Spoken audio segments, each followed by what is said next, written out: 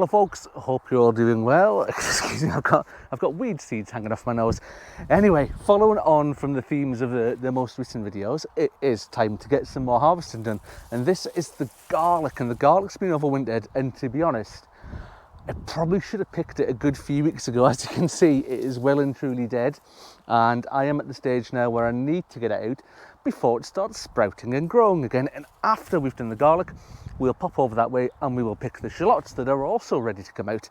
And the garlic and the shallots and a lot of the onions were all overwintered. They were grown all from a pack that we got from DT Brown's. Mixed results, I would say. The garlic, it looks okay on the surface. We'll see when we lift it. The shallots look really good.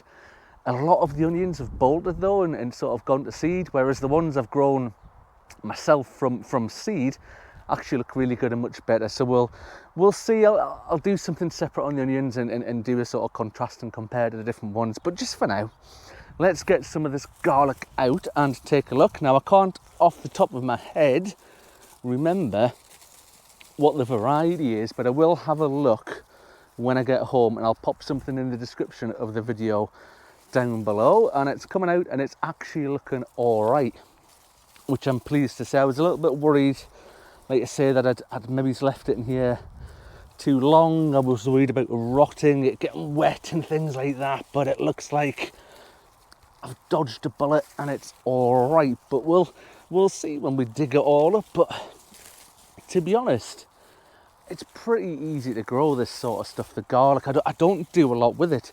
It looks after itself a lot of the time. Like I say, it was sown way back in October-y, November-y sort of time. I think I'd have to check the exact date, but I do it in cells first off, and then once it's sprouted to a decent height, sort of somewhere between 6 and 12 inches, then I'll come up here and I'll pop it in this bed, and it's just a pallet collar raised bed full of compost, and it gets the bloodfish and bone and the chicken manure in it. Nothing special, nothing different. What it does have though is one of these lids that you can see here, and the reason for that is in the trees over there is a lot of pigeons, and the pigeons see the little green sort of stalky bits poking up from the garlic, from the onions, from the shallots, wherever they are, and they think, that looks a bit tasty, I think I'll come and have some of that. And they'll come along and they won't do loads of damage, they won't eat it, but they'll peck it up and it'll leave them on top, and you'll have to come back and sort of plant them all up and get them going again. So it's easier just to have the lid on them. It just makes life a bit easier for me here, not having to chase pigeons away or replant the garlic or replant the shallots. But like I say, these came in a set from DT Brown. Full disclosure, I don't get paid anything from DT Brown. They don't give me anything. I bought these with my own cold, hard cash and got them delivered and then got them planted up. So we'll see how they turn out. It's a bit of a mixed bag with the onions, but thankfully the garlic is looking good. And the shallots, oh crikey, that one's a bit stiff, that we'll come to in a moment, is looking good as well. So we had great rates on these as well in terms of germination. Sometimes you can get some funny little bits of garlics in the bulbs and that when you get them. And obviously the trick to getting some good results is growing it over the winter, so you get that frost and the bulb then splits into the cloves. So let's have a look. Let me just wander over here again. Apologies for whoops. See, that's what happens when you have loads of junk on the allotment. You stand on bits of plastic tubing like this and nearly fall over. But let's have a look at what we've got here. So look, there's a couple of the sort of averagey sized bulbs there. And what I'll do is I'll lay it all out at the end there so you can have a good look at it. I'll probably chop some of the brown off the top as well to make it easier to see. But what I'll do, we'll spin round, we'll fire over there, we'll have a look at how the shallots are doing, and I'll come back to you in just a jiffy. So that's the garlic done, and onto the shallots. Very, very similar way of doing it again. We've got these sort of shallot, the sets from DT Brown. They've been in over the winter. Pretty much carbon copy, but just a different bed over here. Same sort of setup with a lid on it and stuff like that.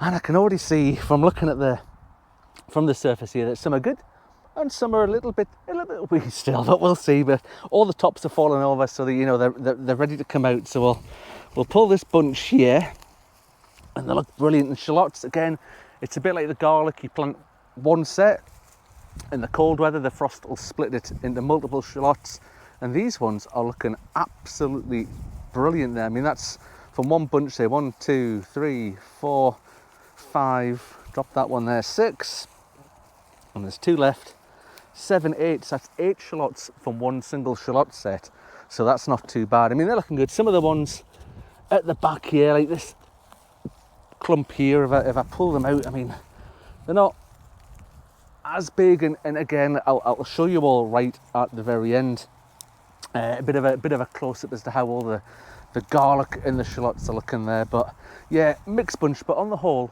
really pleased with them. And it's not a whole bad news at the back of the shallot bed if I lean over. Oh, we'll give these ones a bit of a pull there. I mean, these are looking half decent as well. 1, 2, 3, 4, 5, another 5 there for the bucket, and you know, there's loads there. They're endless, and if I'm getting sort of between 5 and 8 from each bunch from one shallot set that was sown, that's going to be absolutely brilliant in terms of the harvesting. I mean, this bunch here at the front, we've got 1, 2, 3, 4, 5, 6, 7, 8, 9, 10, and I mean, they're all a really good size. So what I'll do is, there's too many in here for me to go through, and so I'll pull them out and show you them. I can count to 10 all day and show you how many there are, but what I'll do is I'll finish off going through here, pulling them all out. Again, like the garlic, I'll tidy them all up a little bit, and I'll show you them right at the very end, and we'll have a little bit of a chat about what's coming next in terms of beds, and some thoughts that I've got around the onions, garlic, shallots, and even the potatoes for next year, and probably the tail end of this year even, and some different plans that I might have. But I'll be back with you in just a jiffy. So that's the shallots and garlics done and dusted, and you have to excuse me, I'm sort of in next to the polytunnel here because the wind's really picked up, so I'm hoping the microphone isn't going to pick it up too badly there. But if you bear with me, we'll spin the camera around and we'll take a bit of a proper look at how things are looking over here. So this is the garlic all the way back here. Now I have stripped it back a little bit so you can see it there, so you can see how it's looking. But what I will do is when I get home, we'll split these up into cloves. It'll go in a food processor, bit of olive oil, and then they'll be put into ice cube trays and go in the freezer. So when I'm cooking with it, just a little single clove of garlic goes in there, and it's just their job. And then onto the shallots, you can have a look about there. You can see on the whole, most of them are a pretty good size, looking all the way across there, all the way over there, and all the way over there. I mean, there is, let's have a look in about here, there is the odd little sort of little tiddler one in there. I mean, that's not much use for anything, but it'll just get chopped up and used with the rest of them. I mean, these have already got quite a good skin on them. They're looking pretty good, but what I'll do is I'll hang them upside down like that, and it'll form a really good skin on them, and then they will last for absolutely ages. They'll last for months and months and keep me going. Anyway, I mentioned earlier on about some plans, about doing some things differently next year. So you can see there was loads of shallots there, a decent haul of garlic there, but that just isn't enough. I mean, it's grown well. What I've planted has grown. It's not as if I've had any issues with it or anything like that. There's just not enough. So let's just have a little wander over here, right? And let me show you this bit over here. So this is the two main potato beds. We've got one here and one over there, and I think every single year I grow too many potatoes because I've already got probably 10 buckets at least of potatoes around and about the place, and then we've got all the main croppers in the ground here as well. They're all growing great, they're going absolutely brilliant, but there's just too many of them. So what I'm thinking about doing is maybe converting one of these beds, maybe it's that one over there, because I've already got a sort of half a row of onions in there to fill up the space as well, is next year, I think I'll probably say later this year if I overwinter them, I'll put onions and garlic a lot more in over here. So I've got some more pallet collars on the way, so I might make some pallet collar beds there, get some onions, get some garlic, put them in there, and we'll see how they go. So we've got more onions, we've got more garlic, less potatoes, just what we need. Anyway, If you like what we've been up here to do, please consider giving us a subscribe. It's absolutely free. Just click the button down below. If you've liked this video in particular, the garlics and shallots, give us a thumbs up. No secrets here as to how we grow these things. All the other videos, I'll pop a link to one up there that will show me how I put those, how I put them out way back in the winter there, show you how I grow them, what sort of stuff I use, and how they grow into lots of lovely shallots and garlics.